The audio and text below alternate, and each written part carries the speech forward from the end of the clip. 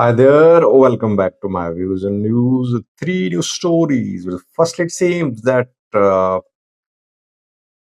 an ethnic conflict is being reignited in Ethiopia between two ethnic groups. Developments of the last few days are indicative of what could happen. Is government trying to fuel this conflict? What is the reason? Secondly, World Bank has announced 1 billion US dollars for Ethiopia, which Ethiopia will receive very soon. Thirdly, viewers, Welkait Saged Humera Mayor has been elected as Prosperity Party's Central Committee member.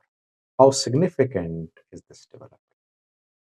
Let's start, viewers. Firstly, a conflict, ethnic conflict seems to be brewing. It could happen if there is no de escalation between two major Ethiopian ethnic groups, Oromos and Somalis. Developments of the last few days are indicative of what could happen. Rumors are being spread. Problem is that in Ethiopia, social media activists, journalists, YouTubers, Facebook activists, they spread information without verification. They don't make corrections and they become part of the conflict. Most of them are activists. They're not journalists, basically. They're activists. They support one or the other side and they back their side. So they share information suitable for their group. They don't share any information which is damaging for their group. That is why true journalism is missing. And rumors, lopsided reporting aggravate conflicts. Uh, Both Oromos and Somali activists, some politicians too, are accusing each other. The two groups have been involved over territorial disputes for years, for decades rather. It's not new. Oromo Somali border conflict is not new. It's like Tigray Amhara Welkait issue, you can say. The two have claims to Driddeva firstly. Both accuse each other. Somalis say they have the right to lead Driddeva. Oromos say the same too.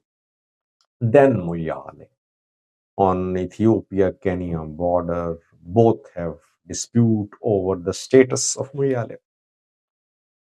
Now, some people, anti-Ethiopian government, opposition activists are accusing Ethiopian Prime Minister Abiy Ahmed's government that he's selling Driddeva to Somali region. He's selling Mujale to Somalis. That he has agreed, that Shimalis and Abiy, they have agreed to give away Driddeva and Muyale to Somali region.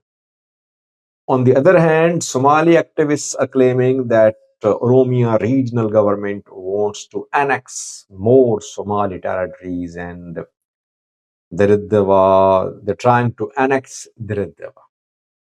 That just shows the deficit of trust between the two groups. Joar posted on that yesterday, and Joar accused EPRDF. He said that it was during EPRDF that this conflict was created. It was deliberately created, and the issue should have been solved. It was not solved. The government of today, Prosperity Party, wants to use this conflict for political advantage. It is not interested in solving the issue. It is complicating the issue, so people should be careful. They should not be part of igniting a conflict between the two ethnic groups. Joar's message pretty balanced, I believe. The mayor of Driddeva, Kadir Joar, is under pressure too. I think he's Oromo. and he's being accused of working in alliance with Somalis. These territorial disputes are spread across Ethiopia. Guji, Burana, Oromo, Somali, Afar, Tigray, Amhara, Benishangal. I can go on and on. I have made dozens of videos on these territorial disputes. These disputes should have been handled through national dialogue. But national dialogue commissioners are just collecting agenda item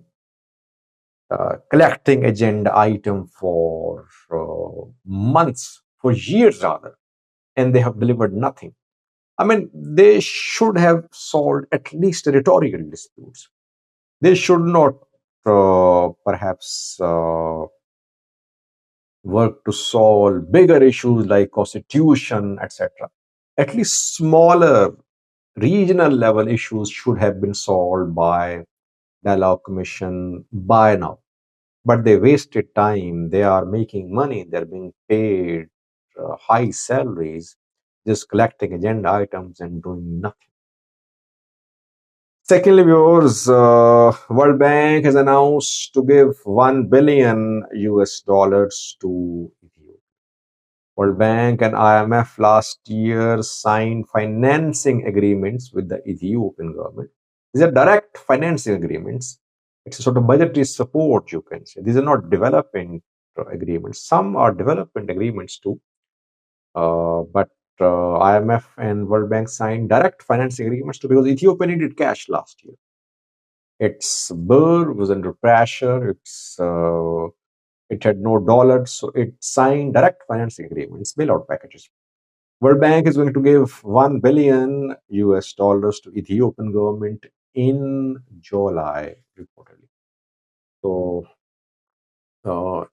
it will help Ethiopian economy a lot. But Trump government is in power.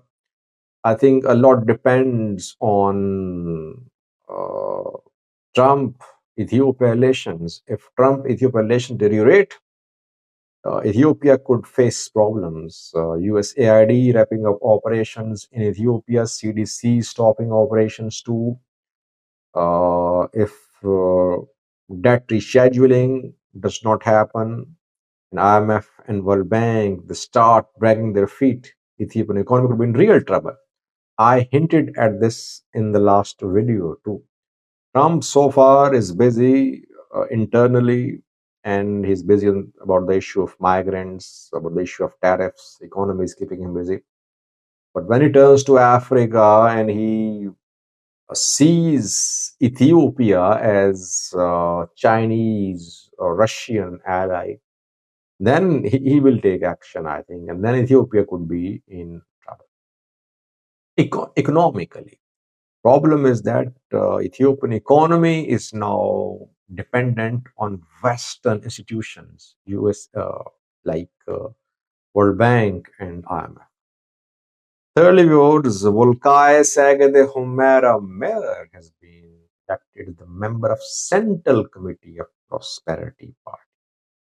Ashate Damleo is the mayor of the disputed territory, contested by both Tigray and Amhara regions. Tigray wants dismantlement of government in place in Volkait Humera. Tigray said this government is illegal, this administration is illegal. Tigrayans are being expelled, Tigrayan resources are being robbed by this government. And they say that Damakizadu and Shata Damleo should be expelled. The government should be dismantled, then IDP should return and the territory should return to Tigray. This is what Tigrayans want. Federal government claims to be neutral, but federal government is led by PM Abiy, and Shata Damleo is part of Prosperity Party's Central Committee now, showing that Welkait is still a flashpoint. It's not a simple issue to be solved. Amhara region will not easily withdraw from its claim for Welkait Humera Sagade. One of the main obstacles to the formation of an alliance between Tigray and Amhara is the status of Welkait Humera Sagade. I believe the day two sides, Tigray and Amhara, agree on the status of Welkait Humera Sagade, they'll be natural allies. They'll form alliance, and they could form alliance which could be very challenging for the Ethiopian federal government. But the issue of Welkait is keeping them separate. They'll have to solve this issue, by the way. If they solve this issue, I think they can join hands, not against Ethiopian government, but they can join hands for the betterment of their people. Let's see. So far, Amhara government is entrenched. That Welkait Humera Saga, they're part of Amhara. Tigray entrenched too. IDP is suffering in Tigray. Federal government now is pretty comfortable. Why? Because it says that how can it make a decision about the status of Welkait Humera Saga when there are internal disputes in Tigray, in Amhara, in Tigray, two TPLF wings fighting each other, military uh, trying to remove Gitachwarada. In Amhara, there is warlike situation. So this instability in Tigray, instability in Amhara perhaps suits the federal government of Ethiopia. Now it